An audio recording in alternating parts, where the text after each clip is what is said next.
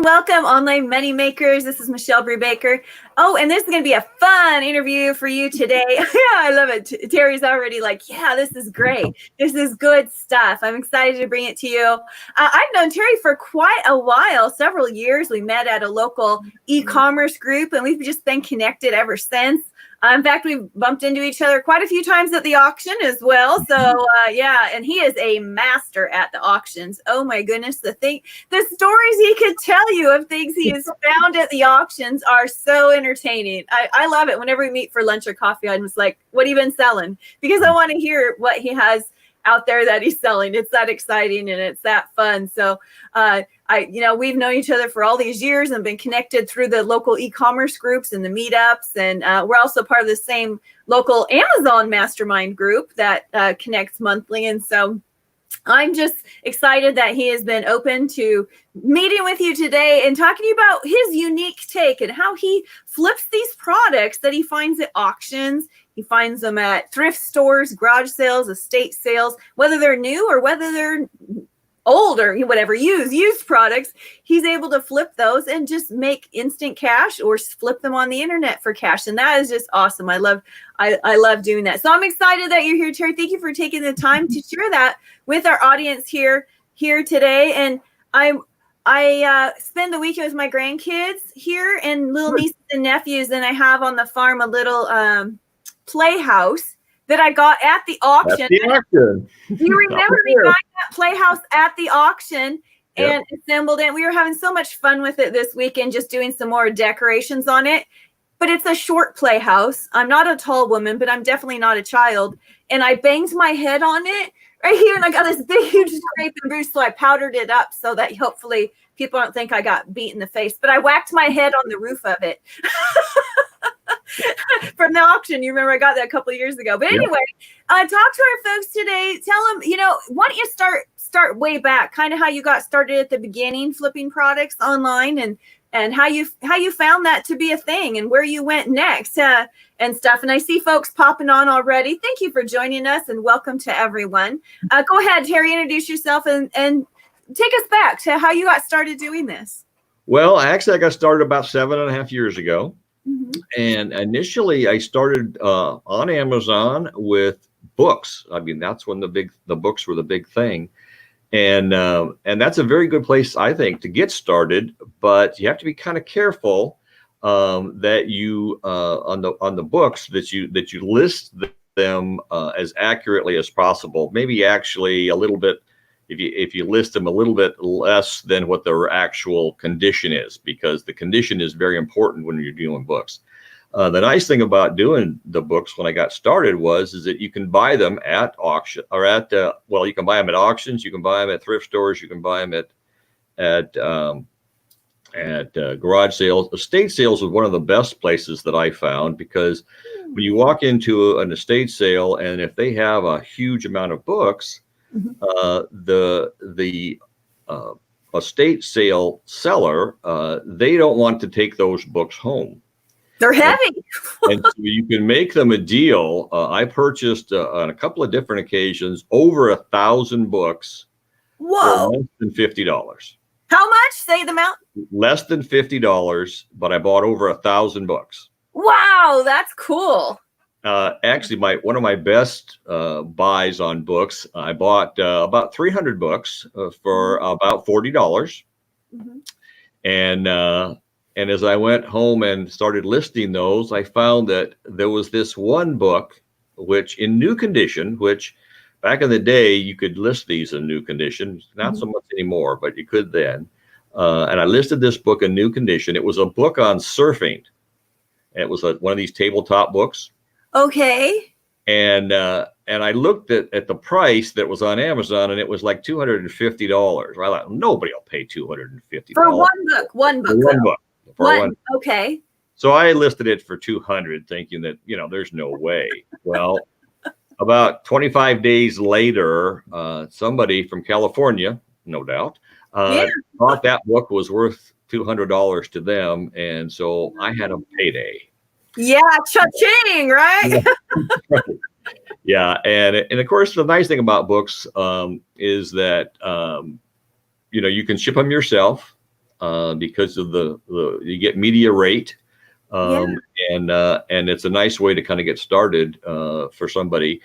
Now, when I sell books, I generally sell them at a much lower category than what I used to. I used to be really careful in trying to get books that were very good condition, in very good condition. Now I list them a little bit less than that, just because I want to be sure that I don't have any problems from people complaining that they're not as good a condition as well I think they are. So I always list them a little bit lower than what I think they are now. And I still, actually, the interesting thing was, at one point we got to 2,500 books we had in our basement. And then I shifted gears. I found out about FBA, which I'm sure some of your viewers know that FBA is fulfillment by Amazon, where you basically send a whole batch of stuff into Amazon, and they then ship it from there and take care of all the details from there, which is fun.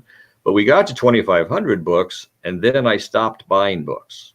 Now, once in a while, I'll stumble onto one that I know is a good seller, and I'll buy it at a thrift store or a garage sale, and I'll buy that because I know it's going to sell, and for a good profit.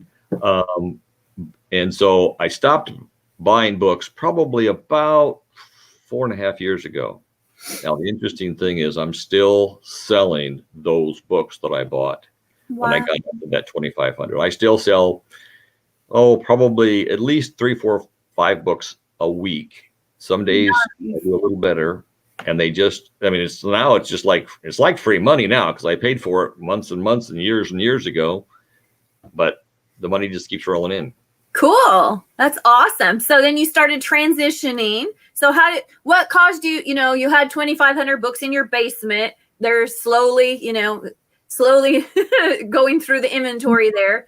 And then you decided to switch to Amazon fulfillment program so you could send things in. So what kind of things have you added to that? And you have books, but what else kinds of things, for example? Well, the interesting thing with that is that we sell anything. That is, I know last week you had on Dwight, and he was talking about using the seller app.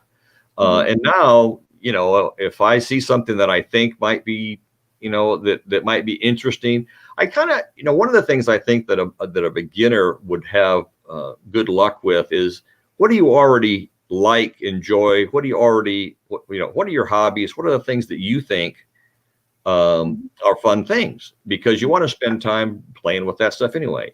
One of the things that we got involved with, I like to fish. And so I started looking at fishing gear. And I came across a particular garage sale that had a whole bunch of fishing equipment. And the person had bought a lot of equipment. A lot of it was new. He hadn't used it. It was stuff that was still shrink wrapped or whatever. It was still good to go. But for whatever reason, they were now selling all that. And so we bought a whole bunch of it. And starting with that, we then started to do some research, and we found that where one of the manufacturers was available. And so we did contact the manufacturer. And so that's something where we transitioned out of the garage sale into actually buying now from the manufacturer. That's really cool. How neat is that? Yeah. I think people should stay with stuff that they like to start with.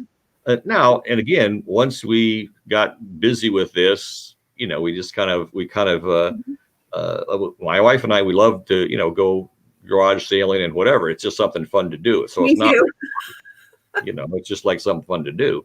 Like treasure hunting. You never know when you're going to come across that $200 book, you just don't know. And it's so much fun to go see that stuff. But I agree with what you're saying, Terry, too. What happens is that if it's something that I like and enjoy, whether I enjoy, board games or toys or kitchen gadgets, or I like vinyl records or whatever that is, because I enjoy it, I have a strong product knowledge, and I could spot it like that because I already know about it, because it's in a field that I understand. And I am be like, hey, cha-ching, that thing right there, I can flip for fast cash, Well, the interesting thing, going back to the books, one of the things that, we enjoyed books. We had a nice library in our home.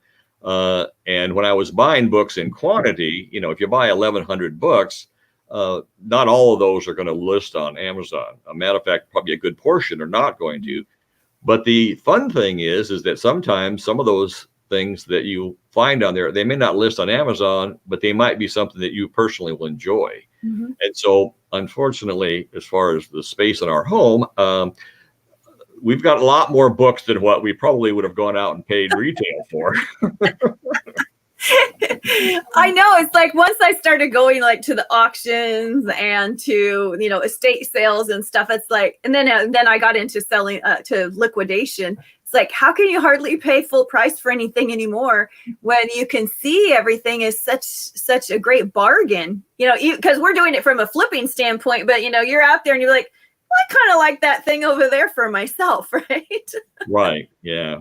Yeah. And also, of course, locally here, of course, we do have an auction that's weekly, and which is kind of nice because I'm able to go there every week when they're opened. Of course, right now, of course, they're not because of the pandemic. But you go there, and as long as you are smart about using auctions, you don't get caught up in the selling process, because the bottom line is that you will find what you want and you can pay for it what you want, as long as you don't get sucked into just the bidding process. Yeah, the hype of it, right? Because it is very exciting and it's exhilarating and fun, and we all want to win, right? You know, but man, how many times have we seen somebody go down fighting for the big win, and then you see that and you're like, that end table sells at Walmart for like $15 and they just paid $30 for it. Right. Because they're not realizing, you know, they get caught up in that hype because they want it. So yeah, it's like, it's almost addicting that, you know, to want to win at the auction. Right. Yeah. And interestingly enough, at least at our local auction, they do have new products as well. And of course, you just use your seller app and you go ahead and check the UPC code and find out if it's something that's profitable. I was able to purchase a whole batch of light bulbs, and they were in a 4-pack. And somebody was clearing those out of their store or something, and so they had boxes and boxes and boxes of those. And to be honest, the first time that when I bought this, it was the first time I made a really large purchase. At the auction, and it was large for me, and it wasn't a huge amount of real dollars, but it was a lot. It was because of the risk involved. But the interesting thing is that when I figured out the actual cost of these 4-packs, it was about 77 cents for a 4-pack. That was purchased for the whole pack of 4. For a whole pack of 4. Okay, and you got cases of them, you said? I'm sorry. You got several boxes or cases of them? Oh yeah, several cases. There probably were, I don't know, maybe 200 or 300. Oh my gosh! Wow. And the interesting thing is that I got like I say, I was a little bit nervous because one of the things that, when you do make a large purchase, how quickly are those going to sell? Because you want to get your money back, obviously, as quickly as possible, and not just have to sit on it forever and it takes up space in your home and whatever, or your whatever. And the interesting thing was when we actually started selling those, they started selling at about $14 a pack.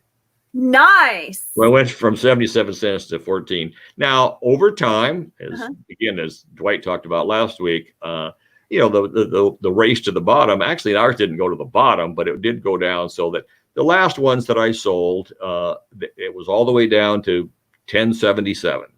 So that was kind of a fun thing, because after fees, of course, there was still a significant amount that I was putting in my pocket, and just happened to be at the right place there at that time. So nice. Oh my goodness, I'm seeing some questions pop up, so I'm gonna pull those up here. Nice.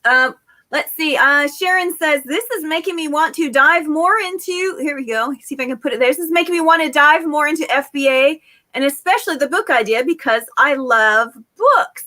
What an inspiring thought. So if someone is wanting to get started, you're inspiring them already, Terry, to get started with books. What would maybe be some things that they would look for if they wanted to get started? Well, based on that question, let me kind of divide it into a couple of pieces. One, I did not sell books FBA. Okay. Not, I mean, I sold a few that way, but most of the ones that I sold FBM, that is by myself, or I shipped them out. And the reason for that is that the ranks on books, the larger the rank, of course, the less likely it's going to sell quickly. And if it's just in my basement sitting there waiting to sell, then my cost is zero. Yeah. I mean, I've paid for the books, and now my cost for storage. If you put them to FBA, then there is a storage cost. If it's ranked very low, and I would say on books, if it was ranked less than 50,000, then sending them into FBA might be a good idea, because then they will sell quicker. But the amazing thing for me is that even though my experience is that when I send things to FBA, they sell quicker than if I sell them at home, as a general rule, that doesn't necessarily hold true for books.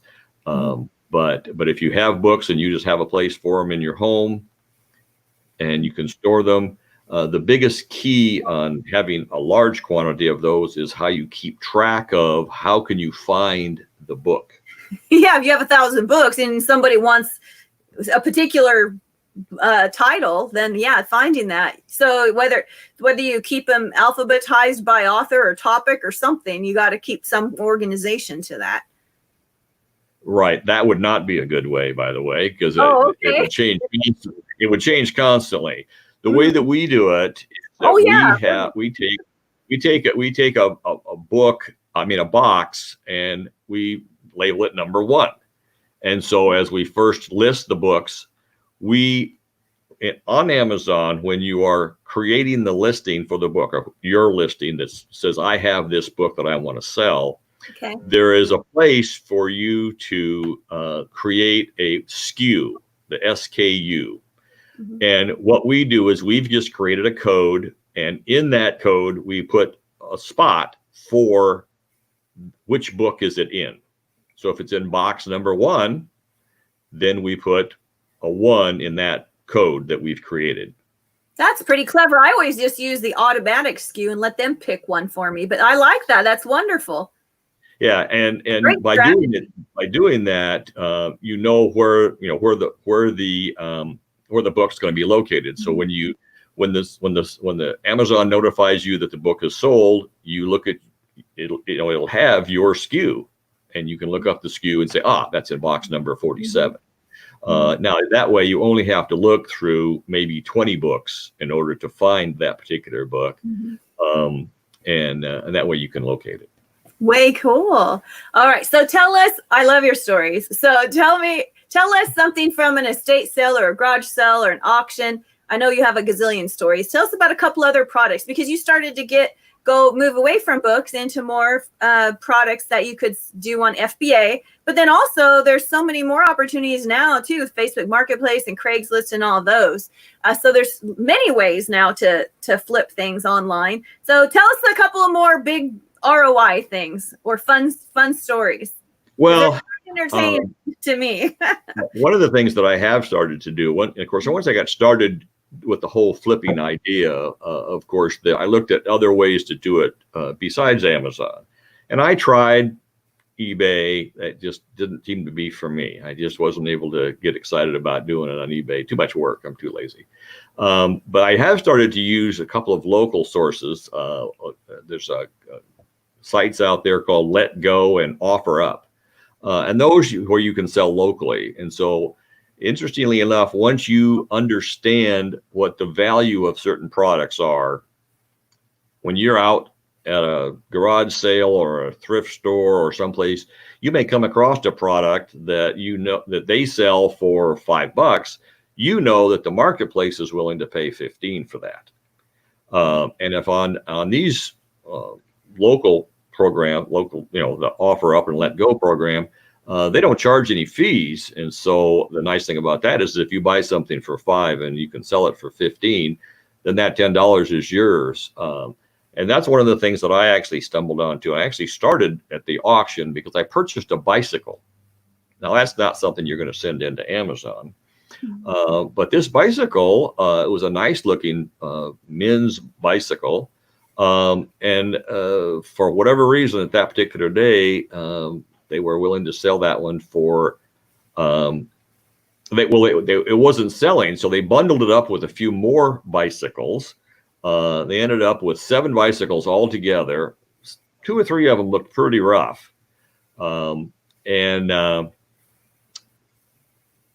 so I was able to purchase the entire batch of bicycles for $3. Their minimum that they sell them for. You said $3 for 7 bicycles.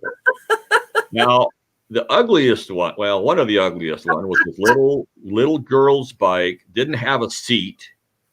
And I was just learning about Let Go at that time. And so and what you do with Let Go is you take a photo of it and you list it, and then people locally generally will see that, and then we'll then get together with you if whatever and try to work out a deal.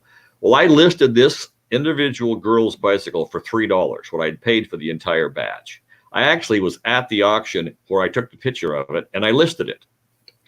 By the time I got home, I had my first inquiry in that. And I tried to remind them there is no seat. This isn't a bicycle that little girl is going to go for a ride on. Well, I found out that didn't matter to my customer because they were just interested in the wheels. They had a bike just exactly like that for their daughter, but the wheels had gone bad, the tires. Huh. And so they were happy to pay the $3. And so then I had 6 bicycles that were free, in effect. And as I dug through one of them was absolutely fine. There was absolutely nothing wrong with it. And so I did some little bit of research, couldn't find exactly the type of bike, but one that was similar. And so I listed it for $69.95 on OfferUp. And somebody made me an offer of $50, which I thought, well, okay, I guess I can, take the 50, even though I'm discounting it $20 here. And then the other bikes are all gone as well for, various and sundry amounts.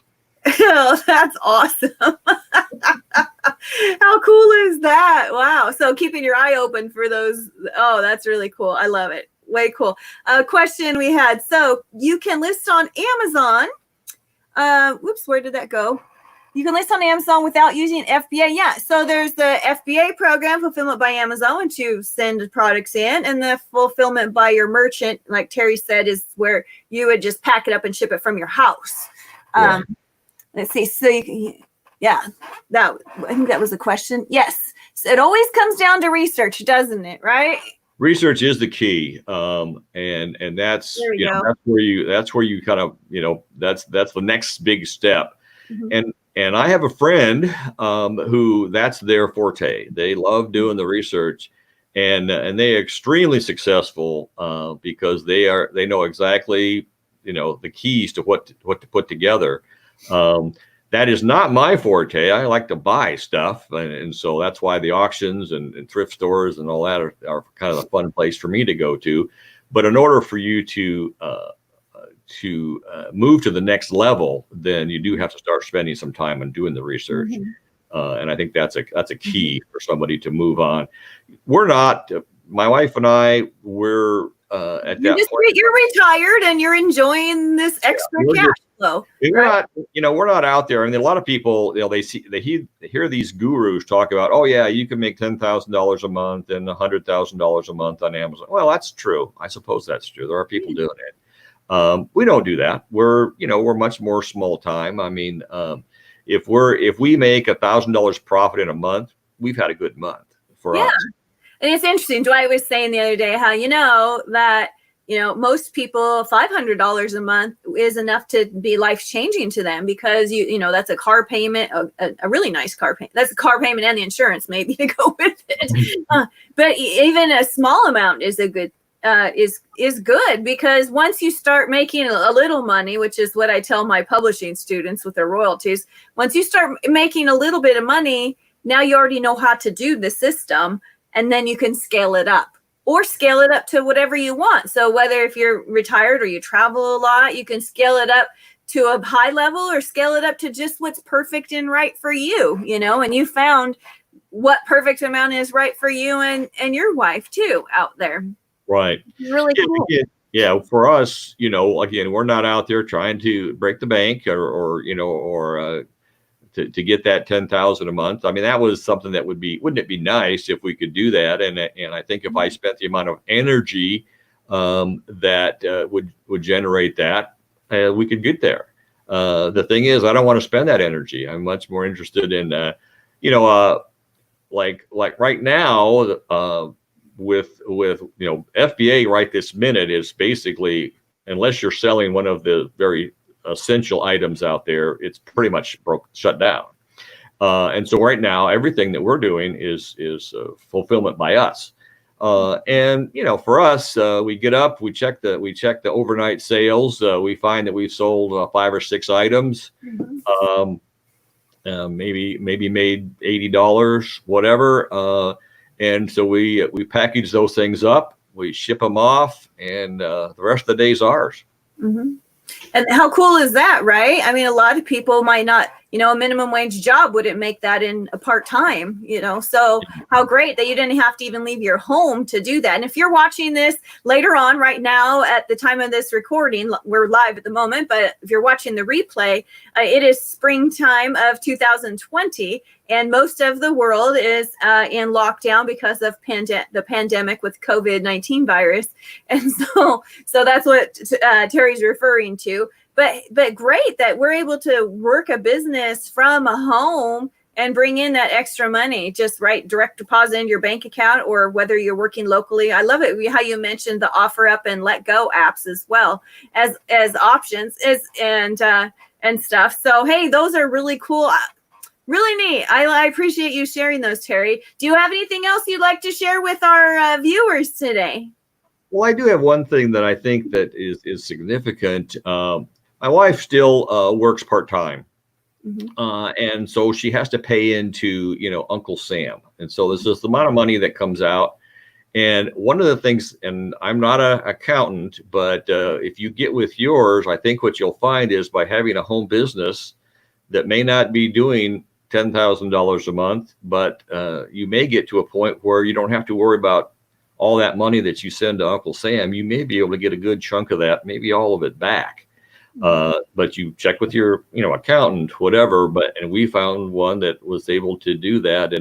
And so we love tax time, because tax time, what little bit we pay in, it comes right back at us in a nice little chunk. So so we take that money, and that's part of our our vacation time. Yeah, well, that's your income too. Yeah, and you're as soon as everything's over, you're heading out to Hawaii. I understand. That's true. We're just waiting for it out. Another trip, to Hawaii. That's super exciting. But yeah, having a home-based business, you can write off, depending on what part of the country or the world you're in. You write off all your mileage that you're driving around in our state, in Oregon right now, or which is the United States, is like 52 cents a mile. So driving around to go source your products, that's even a write-off as well. So there's lots of those. So check with your accountant on it for sure. Yes, one of our viewers here says, thanks so much, Michelle and Terry. Well, thank you so much. We appreciate that comment too. We'll pause for just a minute, and I'm going to see if there's any other comments or questions that come up. Just a moment. Oh, quite a few people are watching, so we appreciate that and welcome you, whether you caught us at the beginning or the end. But start at the beginning. If you popped in now, definitely come back to the beginning, because Terry has some great stories to tell you about amazing products that he's flipped online, that he's found. So Terry, talk to us about, as we wrap up, tell people that, maybe they're wondering, is this really something that's possible? Can people really do this? I mean, it's hard because so many people see all those scams out there. Yeah, let's go make $100,000 a month or something like that, and it's so unbelievable and out there. But really, and the truth is that anybody can do it. So talk to them about that. Well, that's the nice thing about when you do the fulfillment. Like I say, we started with fulfillment by merchant, by us. Mm-hmm. And that's a nice way to start. And because of that, it is easy. I mean, you go to Amazon.com, you sign up, get your seller's ability to do that. you get to go. And then it's a matter of, paying attention to some programs like this one's of Michelle's kind of get you, that helps you along the way. You don't have to spend these thousands and thousands of dollars that these gurus charge. Because when you go to Amazon has a seller university that gives you basically all the information that you need in order to get started. And then it's a matter of, you can fine tune it to whatever direction you want to go. But the seller university on Amazon gives you tons and tons of information. It's all done on video, short little chunks, not something you're going to have to sit down and spend hours and hours to do. Although the more information that you get from that, the better. But you don't have love that. So that would be a good place to get started. And of course, Michelle's available. She can put you in touch with me if necessary. It's interesting in that this business is one that, because of the variety that's there, some of my best friends are Amazon sellers. They're not my competition. They're my friends. And because we like talking about the business and about the benefits of it, we do get together on a monthly basis. And it's just something that and we're willing to share. So if you do want to contact Michelle, ask any of the people I think that have been on her show, they're pretty open about sharing the basics. Certainly. Now there's certain little, we all have our little niche. a little area that we kind of, it's kind of, we don't give total information about that, but we can certainly get somebody started. And because of the variety, there's a good chance that you could become another buyer, and it's not going to be in competition with me. I don't have any concerns about that whatsoever. Oh yeah, and what you mean is like, hey, Michelle is selling Elvis vinyl records or something like that, and I found my little niche over here. So I'll tell you how to sell records, but I might not tell you that they're Elvis records, right? Yeah. Or I'm selling kitchen gadgets, but I might not tell you it's, garlic press. Right. But anyway, yes, we are very open, and that's been such a beautiful, great relationship we've all had. So definitely feel free to comment below. If you have questions, I do go back and try and look at those and read those. And Terry is a part of this group too. So if he sees that, we can comment on it. But definitely take a look at Amazon as an opportunity. You can sign up at sellercentral.amazon.com. It's completely free. There's no charge for that. And like Terry said, you don't have to go spend $3,000 on a how-to course, because Seller University is free. And once you just start doing it, over and over, just do the first one, then do the next one, and you get that experience. And also connect. We have local meetups here in our area. There may be local e-commerce meetups in your part, or your geographic region as well. And so definitely check on those too. So thank you so much, Terry, for being here. I appreciate you being so open and sharing. And I loved hearing about those auction and thrift store finds. Oh my goodness. Yeah. Buy low, sell high. In your case, you buy super low and sell really high. I love it. I love it. So thank you so much. And go out there, make some money, do some good in the world with it. If you're watching on YouTube, please hit the subscribe button. Click the little bell icon so you'll get notified when new videos come out.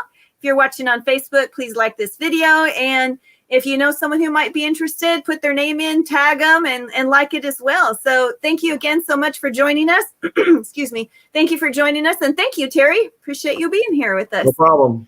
Thank you. Bye.